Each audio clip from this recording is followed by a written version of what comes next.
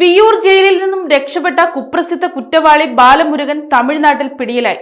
കൊലപാതകം ഉൾപ്പെടെ 53ഓളം ക്രിമിനൽ കേസുകളിൽ പ്രതിയായ ഇയാളെ തമിഴ്നാട് പോലീസിലെ പ്രത്യേക വിഭാഗമായ ക്യൂ ബ്രാഞ്ചാണ് പിടികൂടിയത്. തൃച്ചിക്ക് സമീപം ബൈക്കിൽ സഞ്ചരിക്കുമ്പോഴാണ് ബാലമുരുകൻ വലയിലാകുന്നത്.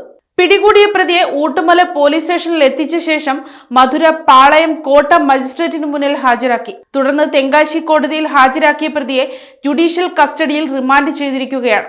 ബാലമുരുകനെ കേരള പോലീസിന് വിട്ടു നൽകുന്നതിനുള്ള നടപടികൾ ഉടൻ പൂർത്തിയാകുമെന്നാണ് വിവരം.